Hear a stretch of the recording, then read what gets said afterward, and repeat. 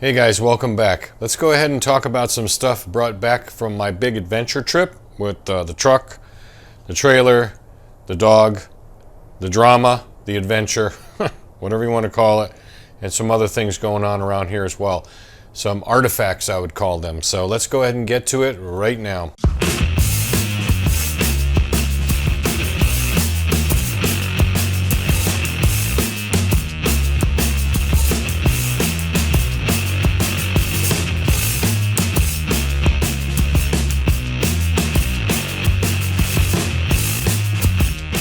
I really don't think Ichabod is all that impressed. Alright guys, I'd like to introduce you to Dad's old workbench. Now this has a very, very special place in my heart because not only did I do a ton of work on this back in the day, and I'm talking about, late 70s, early 80s, and mid 80s, probably more toward 80 to 83 period of time, but this has been in the family a really, really long time. Let's go over the details of this because my mother and I actually figured out some history on it as far as there's two sides of the history, of course, where we got it, and I have a pretty good explanation from her about that, and also the genesis of the item itself. Let's start with that. So what this is a Larson adjustable bench. And I'm going to interject some photos here as we go through the video off the internet, but I printed this out to kind of give you an idea, and I'm going to read from it here a little bit. And on the reason why we know what it is underneath the top of the bench there is a imprint, an ink stamp indicating what it is. And when I was taking this apart up my mom's place that she just sold up in Connecticut, we didn't know anything about that, but when I took the top off of it, because this thing is just pinned in, it's not bolted or screwed or anything, I said, hey Mom, look at this, there's some markings, and again, I'll show you a picture of that, and she's like, I never saw that. So I used the Google machine on my phone, and I found this information here. So what this is it's called a Sloyd style bench. And that's spelled S-L-O-Y-D. Now, the Sloyd style is a Swedish style of training, craftsmen and training young people to do trades. I would say it's kind of like the predecessor to the current vocational training system, and I'll explain what I mean by that. So anyway, this particular workbench was designed by a fellow named Gustav Larson, with two S's. He was the principal of the Boston Sloyd School. This is the late 19th into the early 20th century. It was manufactured by a place called Chandler and Barber, and you can see that on the imprint on the bottom as well, which is part of the search string that I used to look this up. And so anyway, what this is a bench that is originated from the design elements of the European style of workbenches, but the Sloyd philosophy, as I read it, unless I'm screwing that up, which is possible, was one of a movement away from the apprentice type of learning and getting into, group training. So in other words, take a bench, like 50 of these benches, for example, put them into a big area, get 50 students, and then you train them up. But essentially what it was used for in that setting was to train the trainers. Okay, so essentially the Boston Sloyd School focused on how to teach the teachers how to do this, teach the students in their individual municipal environments. So again, it's kind of like a train-the-trainer predecessor to our vocational training system. All right, so that's the genesis of this bench as far as the what it was made, or for, I should say, what it was made for and who it was designed by, and the manufacturer, as I mentioned before, which is the Chandler and Barber, to the specifications of this Gustav Larson. So let's take a look at the bench in detail. Now, the bench itself is original, but the back part here, I'm not sure the origin of this. It's definitely not the same material as the bench, and I think it's something either my dad made back in the day or somebody, I don't know. There's no markings on it whatsoever. It's kind of flimsy the way it's put together. It's all pine instead of this, which is, I don't know, oak or something. And so I would say that it's definitely not original to it. So I would imagine that when my mom and dad appropriated this, and we'll get into that, the timeline here in a sec, it was just the bottom part, and then the top part, or the back part rather, was added at a later time. Again, probably by my dad. So anyway, you can see that this bench comes with, and I'll interject another photo here off the internet, comes with these wood vices. There's only one with this bench, although there is a second spot for it on the side. You can see it right there. And that's where Dad had this mounted. It was over there because he had this vise, this metal vise, and let me tell you, this vise went through some hell back in the day. It's just a kind of a cheap vise from back in the day, but we beat the snot out of this thing doing stuff, and it's, you know, it survives to this day. And I'm going to mount it, but over on this side. Again, it was mounted right over here, so he removed this and put it over there. I want this back here because this is perfect for like clamping car bodies, and actually I used it the other day to clamp a brake panel off a small bike that I was doing the brake shoes on, a little, not a disc type, but a brake shoe type. Clamped it right in here. I was able to work on it real easy. So again, I haven't had a chance to get to it yet, but we're going to go ahead and mount it over on this side. This is a different vise we'll talk about here in a minute. That did not go with this bench. So this is kind of cool, and you can see that it has the holes that you normally would hold down work pieces with. So there would be some sort of a tapered pin, or, you know, they're kind of like that, what holds this thing together. And then what you do is they'd have some sort of an edge that comes over, and you'd bang these things down with usually a wood mallet on your workpiece, and it would jam in here and it would help hold it. Or it would simply be a bump stop that you could push it up against. So I'm pretty sure that's what they use those for. Now this back recess area, you know, maybe it went with a bona fide, backing piece or whatever it was for. I don't know, but you know, that's just a feature of the bench itself. And so yeah, it's pretty cool. So I have it set up exactly the way it was set up at my mom's house, mom and dad's house. My dad passed in 2011, so you know, obviously he hasn't seen this in a long time.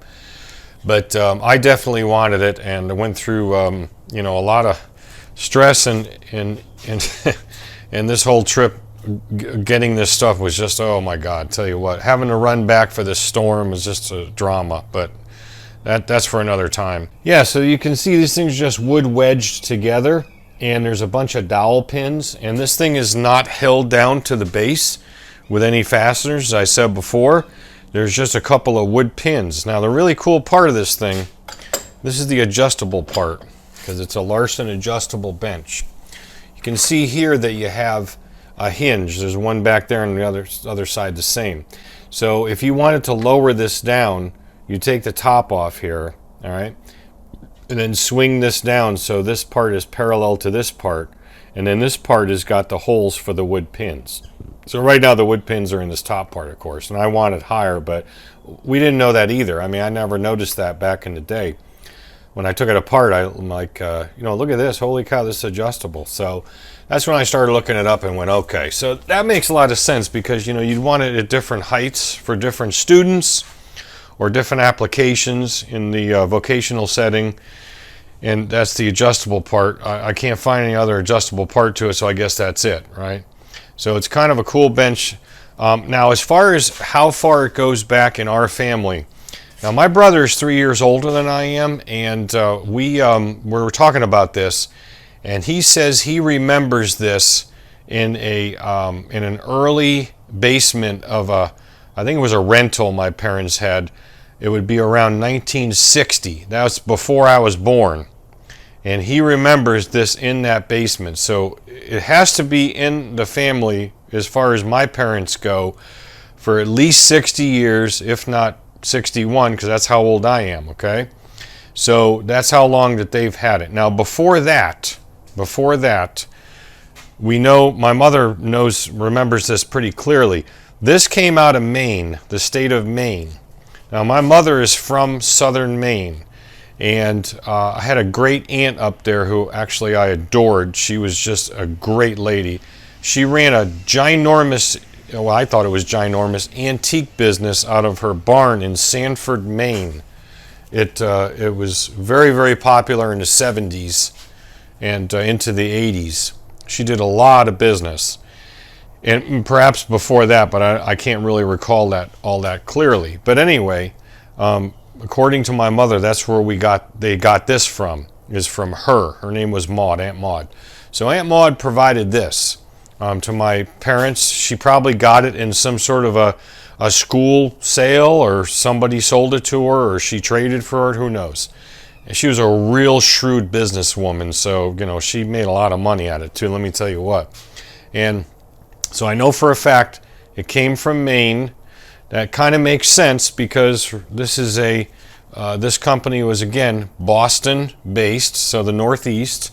So you'd expect, you know, even back in the 50s or 40s or whenever or 60s, whenever she came across this, probably the 50s, late 50s, you know, that's the Northeast. It would be populated with a lot of these still that haven't been destroyed or burned or thrown into the dump or whatever. So from what I'm reading online in these different websites, in this particular, I'll have to put the link in here. I don't have the website listed in this, but it's talking about the genesis of this and the history of it. And they're talking about the reason why you find these things. And here's a kind of a neat picture of one according to this page, from a Craigslist ad at the time that this was published. So you can get a good view. It's pretty much the same bench.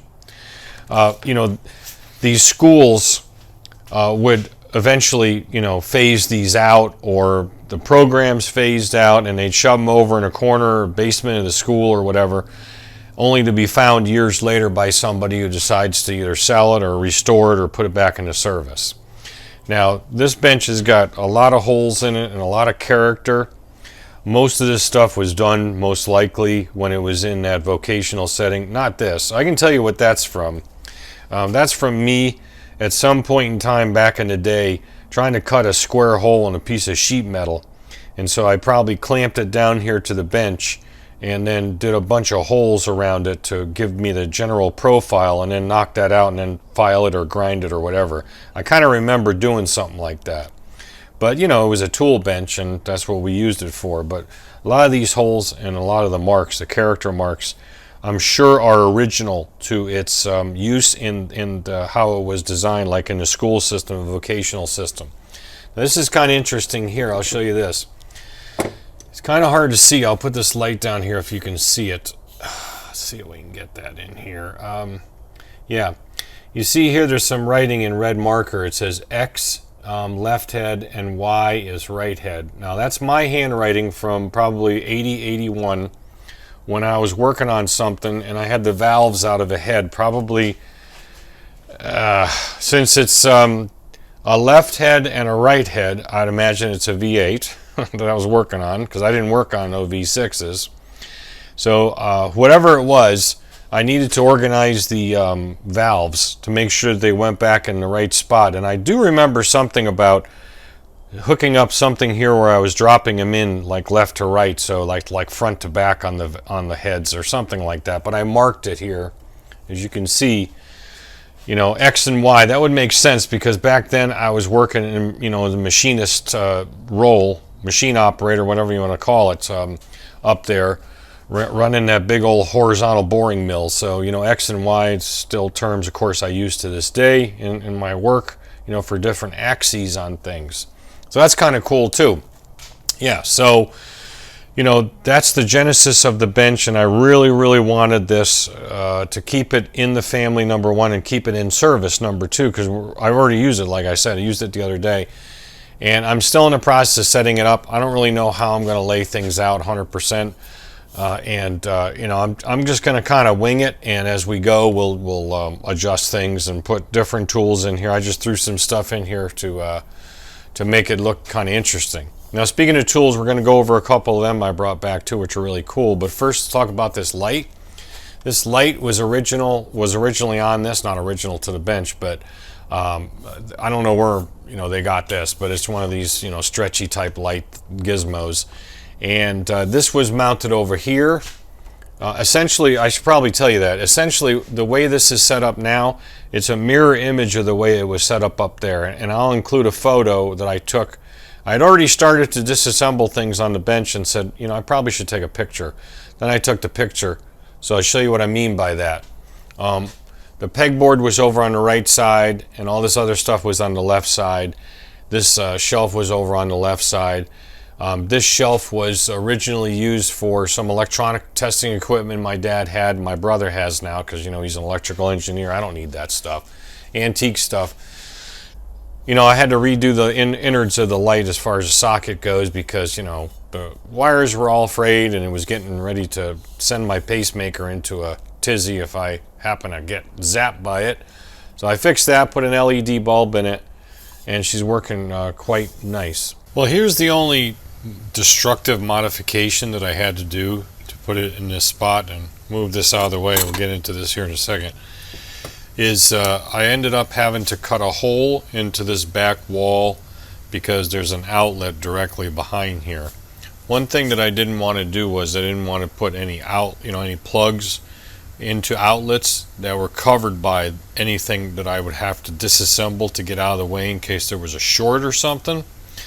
So I had to cut a hole, and I made this little door out of some plywood and just used a cabinet hinge. I have some of these extra hinges. I think I picked them up at Lowe's. They're like, you know, a couple bucks. You know those little tables they put out for stuff on sale. I bought them years ago and hardly ever use them. So that's what I did. I cut a hole in this, and now I can access the plug. And this is an adapter.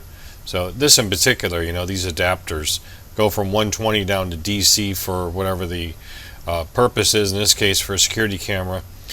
You know, these things, sometimes they burn out. You know, it is a transformer. So I didn't want anything behind here that could do that and not be able to access it immediately. So I could get in here and pull these plugs out if necessary. So that's what I ended up doing. I didn't want to do it. I didn't want to cut any holes in this and make a significant modification. I would consider this exactly that. But it is what I had to do, so that's what I did. I think it came out pretty cool, actually. But that's the only thing I really had to do that I really didn't want to do, you know. This is kind of cool. This tool right here is kind of your original version of a ratchet screwdriver. This is listed as, let's see, the North, God, it's hard to say, Yankee number 30A. And it's obviously very old, and it is indeed a ratchet screwdriver. Kind of hard to show you with one hand, but you know, if you put it in one place, it will. Let's see if we can do this here. Yeah, so see, it is a ratchet screwdriver with a slotted head. Everything on this bench that was screwed together had slotted heads. And I dumped most of those, and of course, you know, put Phillips heads in. But this is kind of cool, this ancient version of a ratchet screwdriver, which still works great. And so I definitely wanted to keep that. And I'll show you another thing that's just pretty interesting. My brother was like, you got to go out in Dad's toolbox, which I have as well. I'll show you what I'm doing with that. He said there's an old socket set that dates back, I don't know how old. He said you got to take a look at that. So let's look at that right now. All right. Oh, you know what? I put this LED light up. The way this was set up there was this shelf over top. Not this particular shelf. We left that there because it's screwed into the wall. But there was a shelf over it, and there was a fluorescent lighting. So I kind of duplicated that and just put a LED light. So maybe that kind of helps. Duh, I forgot I even had that there. Getting used to this still, guys, you know. Anyway, this is a Hinsdale F29 made in USA socket set. And it's one of these old styles that has, you know, almost essentially an Allen wrench driver. And this guy here, which has, you know, it extends out and gives you more leverage. It's unfortunate that the end is kind of tore up. I can't imagine who would have done that. that had been this guy most likely. And yeah, all these different size sockets, and it's really, really cool. I haven't had a chance to look this one up yet, but I have no idea how old this is. This thing has got to be freaking ancient. But again, this was in, and this is cool too. It turns into a T-bar. Didn't you realize that? Look at that. Turns into a T-bar. Yeah, this is really slick. So I'm gonna have to clean this up, and we'll deal with that later, and get it. You know, I think I'm going to kind of leave it out, maybe as an interesting conversation piece or something, but got to do some cleaning up on it, de-rusting. But I'm going to leave it with the basic patina. I just want to kind of clean it up, get the excess rust out of it. So yeah, Hinsdale, tools of quality, Chicago, and who knows when. And I don't know where the old man would have gotten this, or from whom he got it from. But yeah, it's really, really slick. And one of these days I'm going to figure out how it goes back together there. Alright, so let's talk about this little vise here. Now, the way my mom and dad's house was, it was set up with, it had 2-car garage, but it had that centerpiece, so 2 separate garage doors. And so my dad built some shelves between the 2 doors. This was clamped to one of the 2 shelves, the lower shelf. And there's no markings on it. It's just a cute little vise. There may be some underneath the patina. I don't know. But it's just a cheapo little vise. But actually, it's not that cheap, because it's that I forgot the style this is with the round bars that go in. It's actually a pretty nice vise as far as its function, and it's not all sloppy. You know, like these vices. They're kind of sloppy with the central, you know, rectangular piece instead of these tubular, or I can't remember what these are called, these type. But it is a nice little vise for doing small work. Haven't figured out where I'm going to put it yet, but I'm definitely going to put it into service somewhere. So that was up there as well. I tossed that into the bins and brought that back with. Now the other thing that's kind of interesting is this guy right here. I could not figure out what this was. And I remember this from way back in the day. And I'm like, what in the hell is this thing? What this is a gear reduction drive for a hand drill. I got to put you in the stand to show you this, so hang on a second. Alright, so this thing is called a Chicago Supreme model number 4100 Versamatic. And what it is a gear reduction drive for a hand drill, as I said earlier. Alright?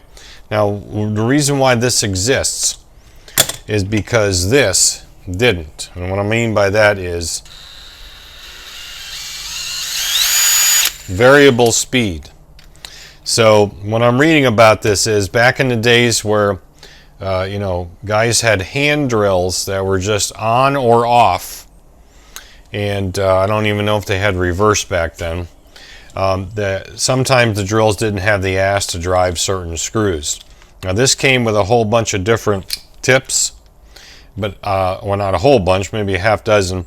I don't have any other tips except this this regular slotted head. You can see it's got certain geometry to it to lock it into where it goes inside this unit. So this is a detent to keep it in place, and this would be the part that you get some direct drive to it, keep it from spinning. So the way it works is when it's set up just like it is now, it's in tightening mode. So what you do is you put it in a hand drill, and we'll do that right now. And if you hold it here, let's see if we can get both the chuck and the tip of it in the same shot. Now watch the different speed. See how fast that the chuck is moving relative to the tool. Now if you do this, it just freewheels, doesn't do anything until you pull this out like this. Pull it out and lock it, and then it does the reverse. Then you hold this part. Alright? And then it freewheels that way. So this is for out, and the other side, the other way is for in. Pretty crafty little tool for the time. But that's why it existed, because we didn't have, or they didn't have, variable speed drills, and you needed a lot of torque to do different tasks, and so that's what this is from, or for. I have no idea where the old man got this. I can't ask him. So my brother didn't know. He said he remembers seeing it around too. He may have bought it somewhere. He may have picked it up in later years at like a tag sale or a yard sale or a swap meet, tool meet, who knows.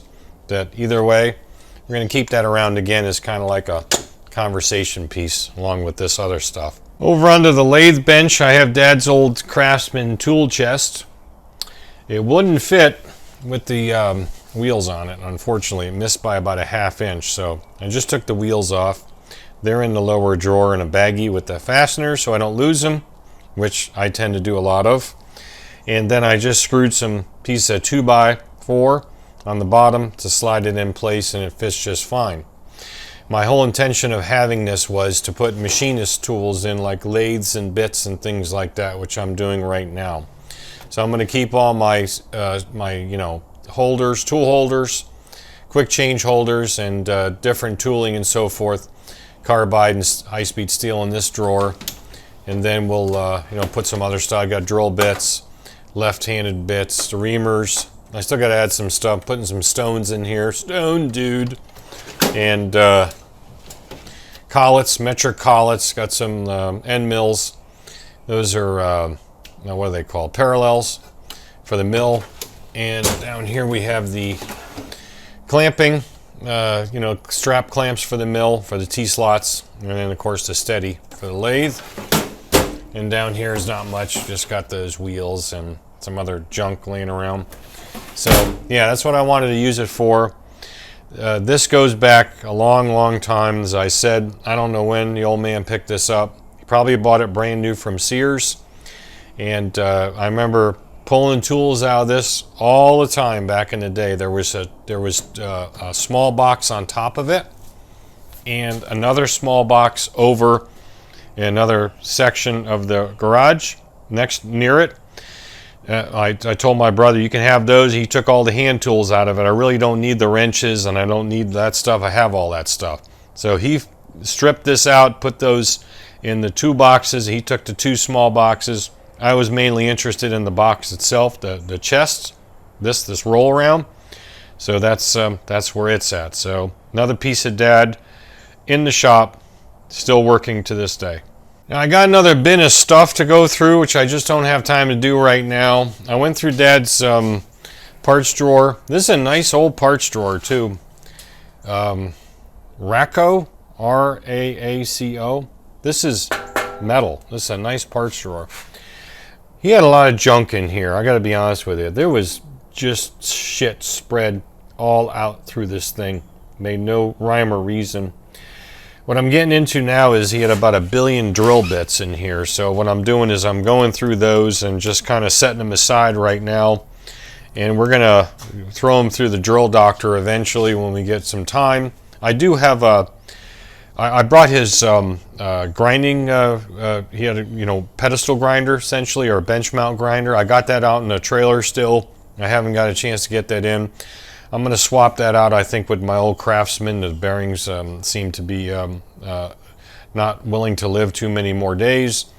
And it also has a drill sharpening guide, one of those things where you can set it at the angle and it slips into a little V, and then you can sharpen drills by hand. So I'll probably set that up on one of the 2, because I have 2 bench grinders already, and I'll figure out what to do with that. But I have a drill doctor, and that works pretty well for sharpening bits up to about a ½ inch. So there's a couple of them a little bit bigger, but it's no big deal on those because we can sharpen those by hand, maybe. I kind of suck at it, but it works. And then get that in service. I'm not sure what I'm going to end up doing with this. I'm thinking of repurposing this into and reorganizing all my carburetor parts, jets, into each individual one, jets and needles and seats and all that stuff. Because right now I'm kind of overflowing in the parts drawers I have right now for that purpose. So I think that's what we're going to do with this, but that's down the road. Now over here, getting completely covered with shmoo and shit and stuff, is Dad's old drill press. Now I haven't used this in a while since I got the Grizzly drill press, but you know, this was the go-to tool back in the day. This is a 1980 machine. You can tell by the date that it says 1980 on it. And I got to clean this up and kind of keep it from getting rusty and dirty. I know I'm a bad boy for not doing that. I just don't have a spot for it right now. But the reason why I'm mentioning this is this was right next to the toolboxes, and this was on a, it was actually on a dresser. There was an old dresser out in the garage that they put a bunch of stuff in. This was on top of that. And so we used to use that as the base for it. And by the way, I have that dresser as well. The Z1R is asleep for a while, folks, because I can't get to it. But there's the dresser that was in the garage that drill press was on. Now I wanted that for a couple of reasons. Now number one, there was a bunch of stuff that we used to dig through back in there that Dad put in there. And it's a nice old dresser. It's pretty sturdy. And that's the second reason, I guess. And the third reason is because the plastic shelving I had in here, which is the same as that one, was just, it was starting to collapse. It was falling over, even though it was screwed to the wall. It just couldn't handle all the weight. So what I wanted to do was I wanted to put this dresser in and put all the small stuff, this is like house stuff, in there, and then build some shelving on top of it. Now I should have brought back more wood. This wood here is just pine shelving, but it goes back a long time because my dad made these shelves down in the basement. Up there they call it a family room or game room, whatever you want to call it. And my mother used to collect tins, and she had a crap load of tins. She got rid of those years ago and then took the shelves down. And so the shelves were out in the garage on one of those elevated things that you put stuff on, like a sub shelf, whatever you want to call it, for like wood and flat things and round things, kind of like that, you know, where I have the round stuff. And so I took a bunch of that home. I really should have taken all of it, but I only had a certain amount of room that in the trailer, and weight. I was concerned about weight and so forth.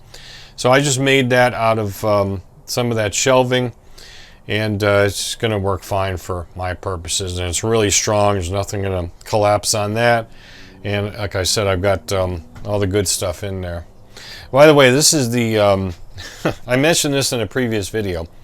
This is that extra fat tire and swing arm that my customer wants to see if I can work onto this Z1R frame in place of this one.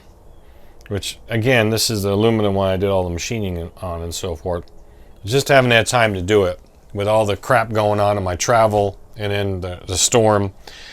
Eventually we'll get to that, but this is gonna stay asleep here for a little while. Yeah, so I had the concourse out yesterday. Did a ride with the MSTA Florida group. We went out to Sebring for a lunch meetup at Don Jose's, Don something or other Mexican restaurant. Really well-known restaurant with a lot of people that go there. And it was you know, they open at noon. There's people standing in line. Of course, we were most of the people because there was like, I don't know, 20, 25 people that went on this ride. And then I rode it out and back. And let me tell you something, folks. I haven't been on this bike in a while, and I was rusty. I'm like, geez, you know, my throttle work and the whole bit, even though it's pretty much straight, flat roads, I'm like, damn, I got to get my shit straight because we're taking this up to North Georgia. That's why I got the trailer up on the lift right now. I got to do some, you know, some examination of the bearings and clean it and do just some preventive maintenance work if any necessary. Check for, you know, bolt tightness on the U-bolts, the axle that I built. I have video on that because this has a metric axle, or had a metric axle, which is right over there, by the way, on the floor. You can kind of see it peeking out.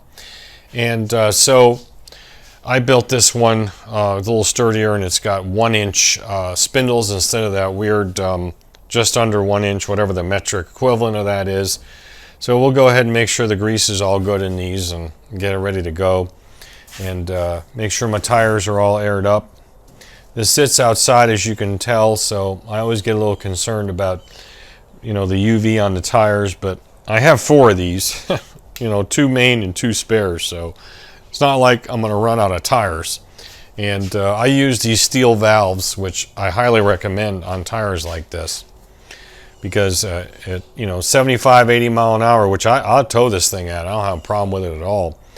These tires are spinning really fast, so if you put regular valves on them, even the higher pressure valves that have that copper core or brass core, they'll on the rubber part that sticks through, they'll actually wiggle themselves so many times that it'll split the rubber and you lose pressure in the tire. And I know that because it happened to me. So once we went to these, I went to these steel ones, no problem. So yeah, I'm going to get some work done on a trailer. We're going to hook up on Monday night or Tuesday morning, and going to be leaving Tuesday, I don't know, sometime mid-morning, and start my ride up to North Georgia. We're going to do some riding up there. It's going to be cold as hell too. There's supposed to be a cold front coming through, and we're camping, and it's going to be like 32 or 31 degrees as the low on one of those days. So yeah, I'll be bringing a heater with me as well. The VFR, unfortunately, is not going to go with me. I mentioned that, I think, in 1 or 2 earlier videos about this trip, that I really wanted to get this, because I got a problem with the carburetor still, the way it runs. At the light throttle at around 4,500, 5,000 RPM, like the fourth gear, third, fourth gear, and it just, you know, doing this. So I don't really know what's wrong with it. Haven't had a chance to get into it because of everything that's been going on and the storm, so it's going to stay here. I would have to trailer both of these up, which I've done before when I had the Bandit. I used to take this one and the Bandit with me on trips, which was fun, because then I could switch over to that Bandit, which was a real hooligan bike for those curvy roads up there. And I would love to get this one up and do the same, but unfortunately, it's just not ready. So we'll be riding and trailering on this trip. Alright guys, so that's about it. I hope you enjoyed this little trip down memory lane as far as the family stuff goes. I'm really happy to have my dad's old workbench here, you know, keeping on his legacy of what he taught us, my brother and I in particular. I'm sure he taught other people too, but you know, me and him. And you know, the thing about my dad was he would kind of let you screw up, and then he would show you the corrective action, which I think is the best way to do it. You never learn anything by just being shown what to do step by step, and then never making a mistake and never having to correct it. You know, my mom was always like, you know, before we took on a project, she'd be like, ask your father, and I'm like, how am I going to learn anything by doing that? So we would get into stuff, get in trouble, and the old man would bail us out, which is, you know, I think what fathers should be doing, right? And so he taught us a lot, and it's nice to have that legacy, as I said before, still here, and a lot of his tools, the tool bench, and other artifacts that I have from him, and the memories, of course. You know, it was a sad time to see the house go. Nobody really wanted to see that happen, but you know, my mom is 91 and needed to be close to my brother, so the house needed to be liquidated. It's an asset for her to do exactly that, and so that's what she did. Yeah, so kind of a sad and melancholy time in a way, but a necessary time as well. So what do I got coming in here? Once we get back from this trip, we'll get back into it, because the storm is obviously over, although I'm not done cleaning up yet. And hopefully we have that XS11 coming in. I reached out to the customer. He lives a little further south than me here in Florida, to make sure that he's okay. And he said he is, no major damage, so I think that that job is probably still on track. We'll see when we get back from this trip. I'll take some video on the trip and maybe do a video on that, or just like I did on last trips, previous trips rather, interject it into different videos as the time goes on as I'm producing them, because generally there's not enough content to do one whole video, you know. Anyway, if you like this one, don't hesitate to subscribe, ring the bell, get notified when I put up more stuff on the channel. Till then, thanks for watching. Don't just repair, restore, and remember, always remember where you came from. Thanks for watching.